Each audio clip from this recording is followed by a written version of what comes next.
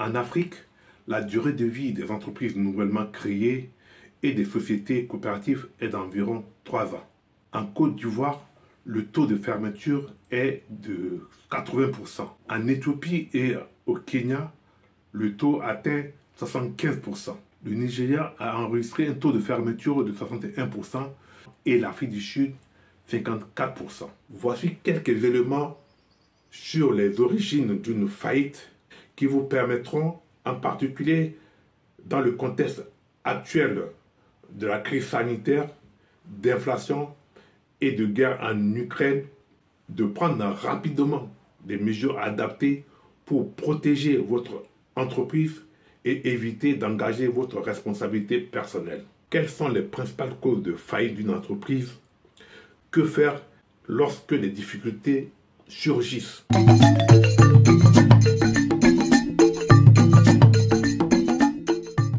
Tout d'abord, je tiens à m'excuser auprès de tous mes abonnés, auprès des TPE et des PME qui me suivent dans la diaspora et en Afrique. Je m'excuse aussi auprès des éleveurs avec qui j'avais des rendez-vous. J'ai dû annuler au dernier moment le direct que j'avais prévu le 12 mars sur les marchés publics à cause du décès brutal de mon grand frère le 11 mars 2023 en République centrafricaine. Ma famille et moi, nous restons encore très bouleversés par cette lourde perte. Je n'ai pas le choix, mes activités doivent reprendre malgré cette lourde perte. Vous savez, c'est aussi ça la vie d'un entrepreneur qui est lancé dans ses projets, même dans des périodes très douloureuses, il doit aller puiser de l'énergie nécessaire, chercher de l'énergie nécessaire pour continuer d'avancer. Bonjour et bienvenue. Si vous découvrez la chaîne, je m'appelle Simon Alalingui, je suis fonctionnaire de finance en France et je suis consultant en marché public. J'accompagne les TPE et les PME de la diaspora et de l'Afrique à développer leurs activités et à gagner des marchés. Car il est insupportable de laisser les multinationales étrangères se partager la quasi-totalité des marchés publics en Afrique. Je conseille également des éleveurs de poulets de chair pour mieux gérer leur élevage. Je suis convaincu que ce sont sur ces deux piliers que la communauté noire doit s'appuyer pour réussir et atteindre l'autosuffisance alimentaire. Si vous voulez vous engager sur ce challenge comme moi, abonnez-vous à la chaîne, activez la cloche de notification pour être averti automatiquement dès la diffusion de mes dernières vidéos et bénéficier des conseils et astuces que je donne régulièrement pour vous permettre de booster votre entreprise. Alors, un bref retour sur la notion de faillite d'une entreprise. Le terme faillite est encore utilisé, mais la situation correspond en droit à un état de cessation de paiement d'une entreprise. La cessation de paiement doit être distinguée d'autres situations difficiles que peuvent rencontrer des entreprises telles que l'insolvabilité ou la poursuite d'activités déficitaires. Quand faut-il considérer qu'une entreprise est en faillite ou en cessation de paiement? Une entreprise est en cessation de paiement lorsque son actif disponible, c'est-à-dire les liquidités en caisse et en banque, ainsi que tout ce qui peut être transformé rapidement en liquidité, ne lui permet plus de faire face à son passif exigible, c'est-à-dire les dettes dont le paiement peut être réclamé immédiatement par les créanciers, comme les salariés, les fournisseurs ou même le trésor public. Je reprends. Une entreprise est en cessation de paiement lorsque son actif disponible, c'est-à-dire les liquidités en caisse et en banque, ainsi que tout ce qui peut être transformé rapidement en liquidité, ne lui permet plus de faire face à son passif exigible. Autrement dit, un dirigeant peut estimer que son entreprise est en faillite lorsque sa situation comptable et financière ne lui permet plus d'honorer ses dettes avec ses propres fonds. Que vous exercez une activité commerciale, artisanale ou agricole en nom propre ou par l'intermédiaire d'une société, il est fondamental de reconnaître les premiers signaux de défaillance de votre entreprise afin de pouvoir la préserver et éviter que la situation ne se dégrade.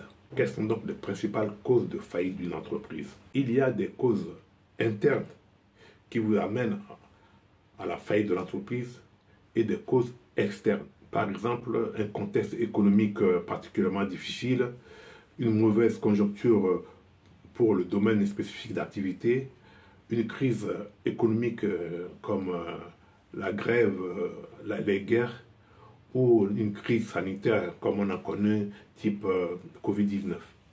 Si on observe les causes de fermeture des entreprises, les causes les plus nombreuses sont souvent des causes internes.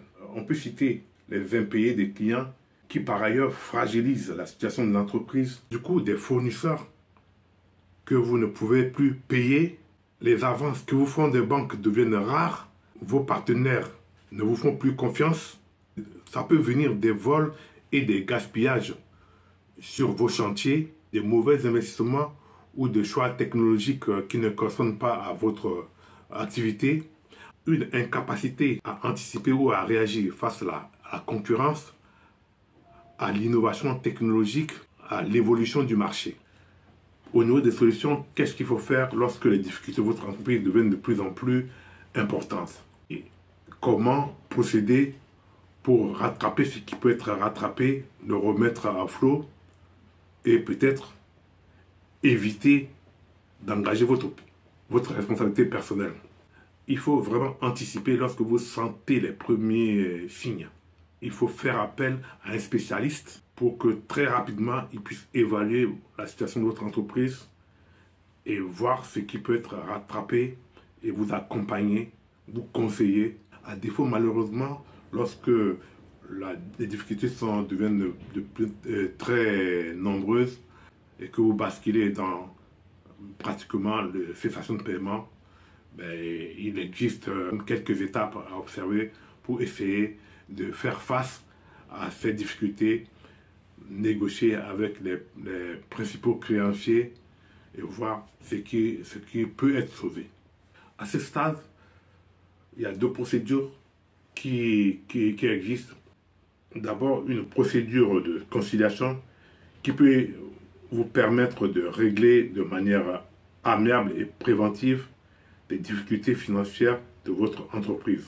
Ensuite, dans la deuxième phase, c'est la phase de redressement et de liquidation judiciaire. Quelques conseils lorsque vous voulez créer une entreprise.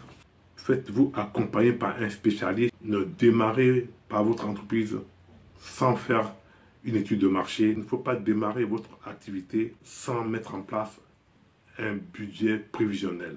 J'ai publié une vidéo qui est devenue populaire sur le budget prévisionnel simplifié. Vous ne pouvez pas démarrer votre activité sans voir cette vidéo qui va vous donner suffisamment d'outils.